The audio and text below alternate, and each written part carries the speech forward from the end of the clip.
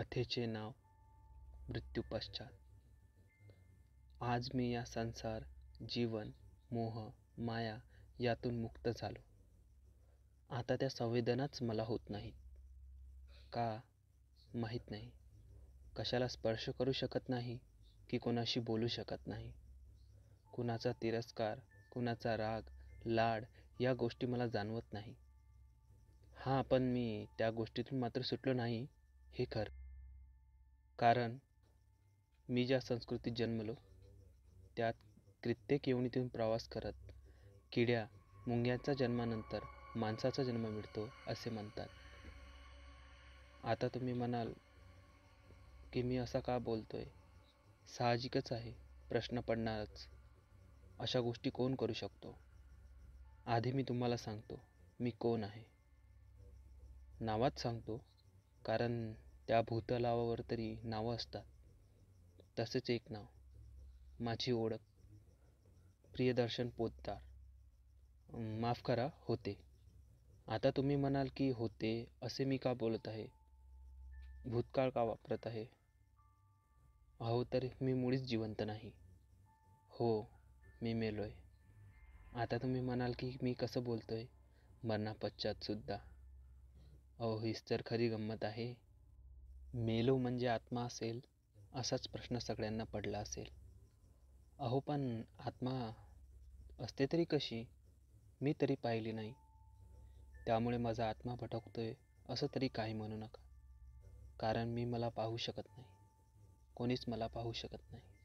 मला रूपच नाही. अगदी हवेसारखा आहे मी, न दिसणारा. हां, पण एक दृष्टी आहे, अगदी डोळ्यासारखी. पण त्यालासुद्धा रूप, रंग, आकार असं काही नाही. फक्त दिसतं समोरचं. अगदी जिवंत होतो तशाच डोळ्यासारखं सगळं काही. समोरील मानवी आकृतीसुद्धा, पुरुष, स्त्री, लहान मुले, अगदी तसाच जसा मी आधी पाहू शकत होतो. माझ्या प्रेताच्या समोरील ठेवलेले जळते मडके, ज्याला टिटवं असं म्हणायचो, त्याच्यासमोर हंबरडा फोडून रडणारी माझी बायको सुनंदा, अगदी माझ्या निष्पाप देहाला कवटाळून रडणारी माझी 2 कवळी 2 फुले, माझी 2 मुले, अगदी 10-15 वर्षाची पार्थ आणि नेहा. पार्थ माझा छोटा मुलगा, म्हणजे होता तो, कारण मी आता जिवंत नाही, त्यामुळे त्यांच्यासाठी मी नाहीच आणि माझ्यासाठी ते. नेहा माझी मोठी मुलगी, माझ्या छातीला पकडून हुंदके देत रडत आहे. हा मात्र पार्थ रडत नाही. आता तुम्ही म्हणाल की त्याचं पप्पांवर प्रेम नाही. असं काही नाही, कारण त्याच्यासमोर ज्या गोष्टी होत आहे हे त्याच्या समजण्यापलीकडे आहे. त्याला वाटत आहे की त्याचे पप्पा गाढ झोपेत आहे. अहो, 10 वर्षाचा मुलगा, कसं सगळं समजेल त्याला? मरण काय असतं, जिवंत राहणं काय असतं? पण नकोच. मी जिवंत असताना कधी सांगितलं सुद्धा नाही. म्हटलं उगाच असल्या गोष्टी कशाला सांगायच्या त्याला. वयानुसार ते समजेलच, पण ते चुकलं होतं. अगदी त्याच्या हातातील त्याचा जिवलग खेळणी सेवियर, नाही, खेळणी नाही, त्याचा सोबतीच, अगदी घट्ट हातात पकडून माझ्या त्या देहासमोर उभा होता. मनात खूप भीती, प्रश्न घेऊन. कारणही तसेच. त्या जीवनात असताना माझे जवळचे, ज्याला नातेवाईक असे संबोधतो, मित्र, मैत्रीण, आई, वडील आणि माझा खास मित्र वैभव. खास यासाठी कारण तो मित्र जरी असला तरी अगदी भावासारखा, अगदी माझ्या दुसऱ्या भावासारखा. तसं म्हणाल तरी चालेल. वैभव. हाताची घडी घालून तोही दुःखी होता. त्याच्या डोळ्यात अश्रू होते. खोटे की खरे हे मी नाही सांगू शकत. वडिलांच्या चेहऱ्यावर माझ्या जाण्याचे दुःख साफ दिसत होते. म्हातारपणी त्यांची काठी होणार होतो मी. पण मुलाचा असा अंत पाहून त्यांचं हृदयसुद्धा पिळवटून गेलं. आईचे तर रडून रडून डोळे सुजायला आले होते. अहो, एवढी माया ती आईची. तिचा आवडता प्रियदर्शना जगातच नाही यावर तिला विश्वासच बसत नव्हता. आजूबाजूचे शेजारी तिला सांत्वन देत होते. अनेक नातेवाईक तसेच अनेक मित्र आणि मैत्रिणी मला शेवटची भेट देण्याकरता आले होते. चेहऱ्यावर दुःख होते. अहो, हीच तर मरण्याची खरी गंमत असते. नेहमी वाटायचं मरणानंतर काय होत असेल. आज ते अनुभवत आहे. चला आपण तुमच्या भाषेत त्याला आत्मा म्हणूया. राहिला माझ्या मरणाचा प्रश्न, अहो कालचीच गोष्ट आहे. तुमच्या काळानुसार बोलतोय म्हणून आज काल उद्या असं बोलतोय. तर काल दिवसभर पार्थ बरोबर खेळलो, हिंदळलो, खूप सारी मज्जा केली, खूप सारे खाऊ खाल्ले, पार्थच्या आवडीचे कार्टून बघितले. अगदी रात्री झोपण्याच्या वेळीसुद्धा. माझी 15 वर्षाची समजदार मुलगी, होय समजदारच होती ती. झोपाच्या आधी ती पप्पांना तिच्या दिवसभरातील गोष्टी सांगून तिचं स्वप्न, तिची मैत्रीण कावेरी यांच्याबद्दल सगळं काही बोलून जायची. काल रात्री मात्र पप्पांची लाडकी नेहा मात्र आली नाही. काय कारण होते हे मला मात्र माहीत नाही. अहो, जरी मृत्यूनंतर ह्या गोष्टी सांगत असलो तरी भूतकाळ मात्र पाहता येत नाही आणि भविष्य तर नाहीच. काल नेहा आलीच नाही. माझ्या बाजूने पार्थ त्याची आवडती खेळणी सेवेरला घेऊन गाढ झोपेत गेला होता. नेहा आणि सुनंदा वेगळ्या रूममध्ये झोपायचे. आमच्या नवरा बायकोचे भांडण वगैरे काही झाले असं काही समजू नका. सगळं व्यवस्थित होतं. अगदी होम स्वीट होम. आनंदी आनंद. आई बाबा तर गावालाच असायचे. मी शहरात नोकरीला असल्यामुळे माझं वास्तव्य इथेच होतं. तर काल नेहमीसारखाच डेली रुटीन करून मी झोपी गेलो, उद्याचा सूर्य पाहीन या आशेने. पण जाग येत होती ती सुनंदाच्या जोरजोरात रडण्याने आणि नेहाच्या सुद्धा. पार्थ तर घाबरून होता, अगदी घाबरून. माझ्या त्या प्राणविरहित शरीराकडे तो बघत होता, पण मी मात्र त्या शरीरात नव्हतो. मी एक अजब दृष्टी घेऊन तुमच्या भाषेत आत्मा होऊन त्यांच्या समोर होतो. माझा खून झाला होता. शरीरावर चाकूने कितीतरी वार करण्यात आले होते. विचित्रच आहे ना, माझा कोणाशी काहीच वैर नाही, एकही शत्रू नाही, असे मला तरी वाटते. माझे कुटुंब आणि मी असे जीवन जगणारा कोण शत्रू असेल माझा?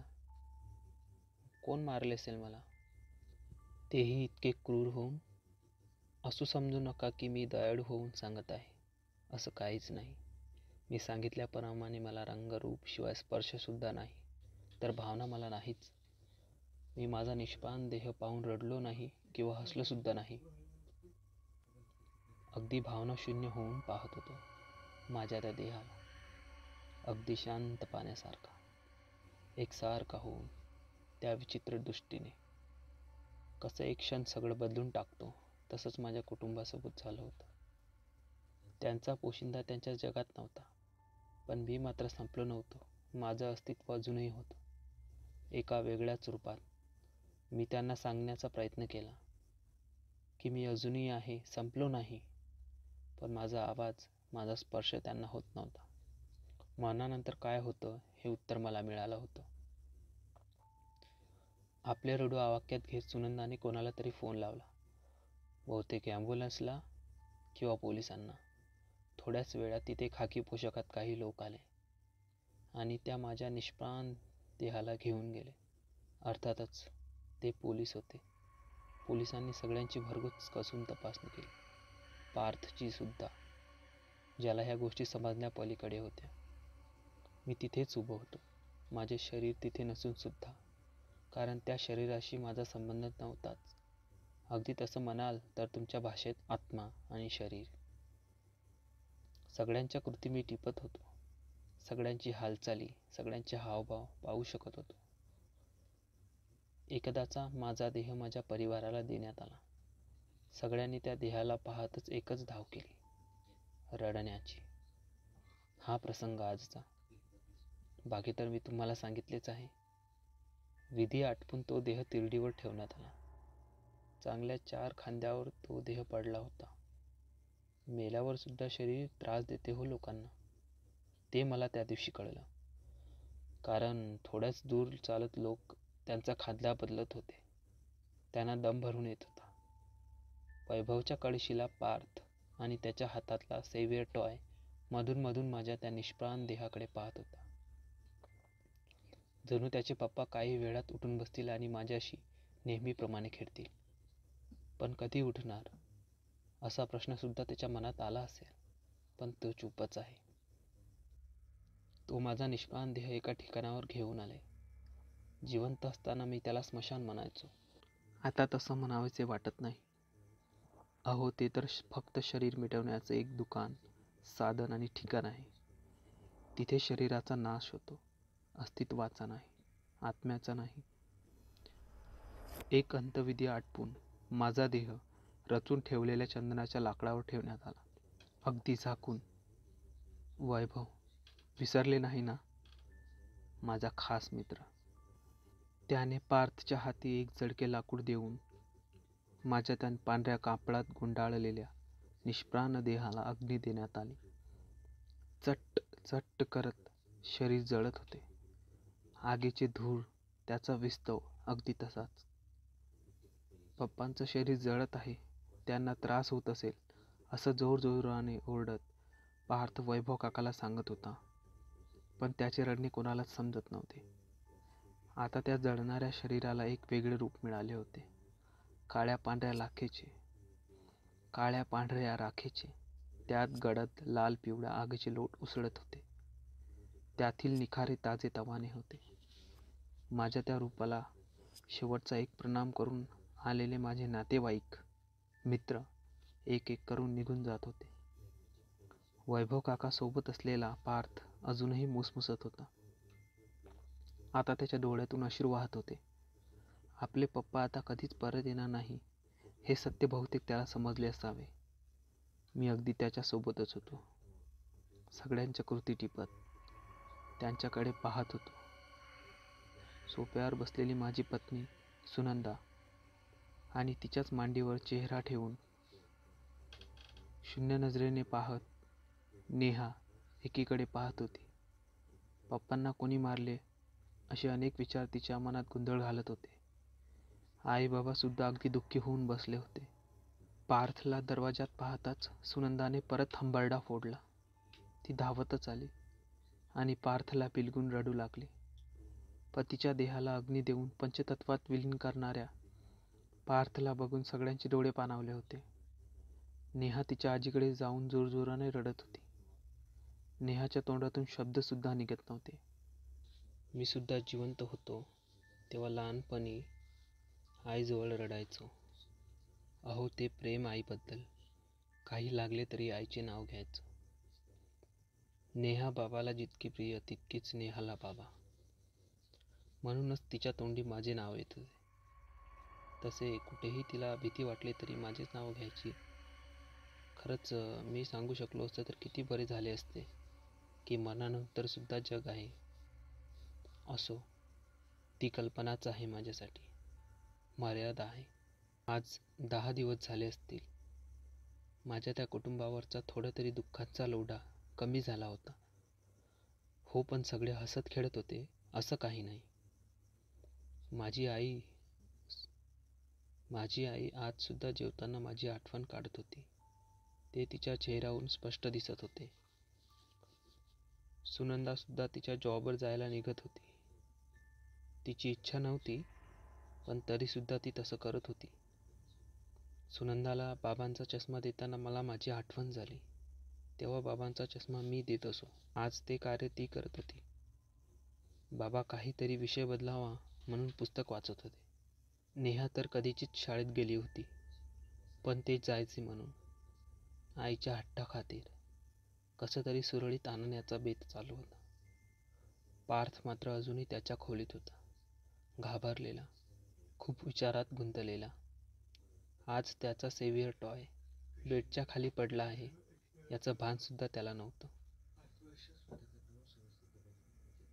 याआधी त्याने कधीच असं केलं नव्हतं, कारण जेव्हाही त्याच्या खेळण्याला कोणी हात लावत असे तर तो पूर्ण घर अंगावर घ्यायचा.